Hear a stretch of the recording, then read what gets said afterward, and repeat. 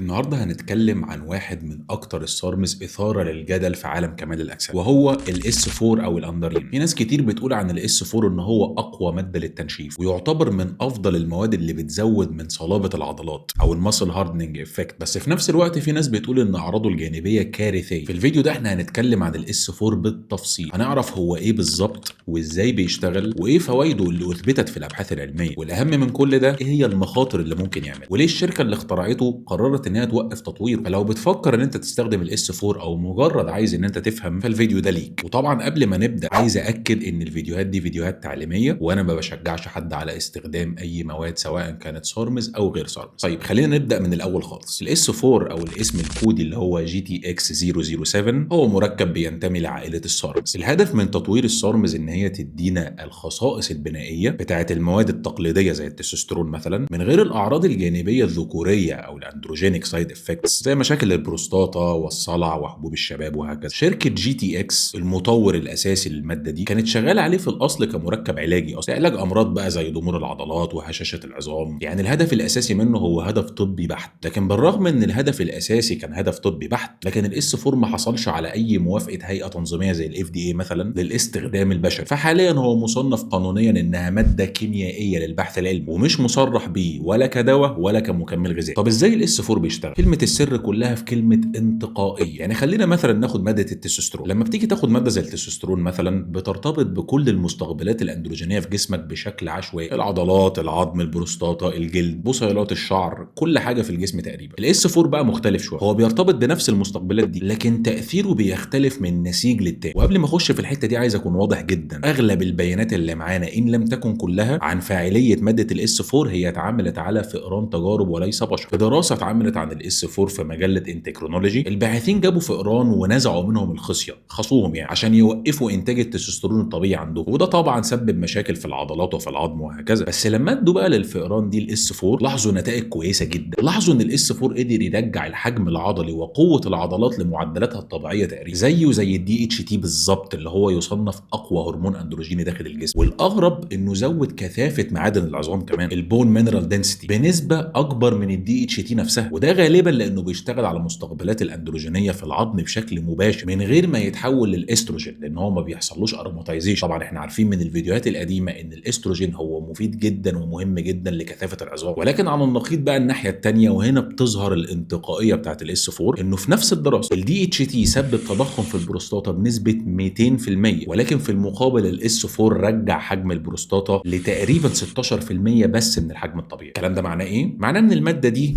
على الاقل في الفئران قدر يدي تاثير بنائي قوي جدا على العضلات والعظم، مع تاثير ذكوري ضعيف جدا على البروستاتا. وده كان دليل قوي جدا على نجاح فكره السارمز. وطبعا لو حابين ان انا اكمل في سلسله السارمز وبتستفيدوا من المعلومات في الفيديوهات، ما تنساش تعمل لايك، سبسكرايب للقناه، وتشير الفيديو مع اصحابك، وتكتبوا لي كومنت تحت عشان تعليقاتكم هي الحاجه اللي بتخليني استمر في تقديم المحتوى. طب لو هي ماده بالروعه دي، ليه الشركه وقفت تطويره وما كملتش فيها مصطفى؟ فعليا الاس 4 هو اول سارم يدخل التجارب السريريه على البشر، فيز 1 كلينيكال ترايلز. وفي التجارب دي ظهر عرض جانبي غريب جدا ومقلق جدا، وهي مشاكل في الرؤيه. المتطوعين اللي كانوا في الدراسه دي اشتكوا من اعراض جانبيه: اولا رؤيه صبغه صفراء على كل حاجه كانك حاطط فلتر اصفر كده، وصعوبه في التكيف مع الاضاءه المنخفضه. يعني لما بتكون بره في الشمس مثلا وتيجي تدخل اوضه ضلمه او اوضه فيها اضاءه قليله شويه، عينك بتاخد وقت اطول بكتير عشان تبدا تشوف كويس. والاعراض دي فعليا كانت بتزيد مع زياده الجرعه، ولكن بتختفي اول ما الشخص بيوقف المد. ولكن وجود عرض جانبي زي ده كان غير مقبول تماما من الناحيه الطبيه. عشان كده الشركه قررت انها توقف تطوير الاس 4 تماما، وتحط تركيزها كله في ماده تانية اسمها الاوستارين، اللي كانت ساعتها ماده احدث وامن. طبعا انا كنت عملت فيديو تفصيلي عن الاوستارين، انصحك ترجع تتفرج عليه. ولكن السبب العلمي ورا تاثير الاس 4 على العين ما زال مش مفهوم بنسبه 100% لحد دلوقتي. لكن النظريه الاقرب بتقول ان الاس 4 او احد الميتابولايتس بتاعته بيرتبط بالمستقبلات الضوئيه في شبكيه العين، وبيعمل لخبطه في العمليه المسؤوله عن النظر. ولكن بعيدا عن مشاكل العين، الاس 4 ليه مشاكل تانية الاف دي اي اتكلمت عليه. طبعا الاف دي اي حذرت من السارمز بشكل عام بما فيهم الاس 4. ففعليا الاعراض الجانبيه اللي هتكلم عليها دي هي مشتركه تقريبا مع كل السارمز. اولا قمع التستوستيرون، زي اي مركب بيشتغل على المستقبلات الاندروجينيه، حتى لو كان بيشتغل عليهم بشكل جزئي ما زال هيعمل قمع للتستوستيرون الداخلي. الدراسات اللي اتعملت على الفئران فعليا وجدت ان الجرعه الصغيره ما بتعملش قمع في التستوستيرون، لكن فعليا الجرعات اللي الناس بتستخدمها في الجيم غالبا لازم تعمل قمع في التستوستيرون. وده معناه ان استخدام الاس 4 غالبا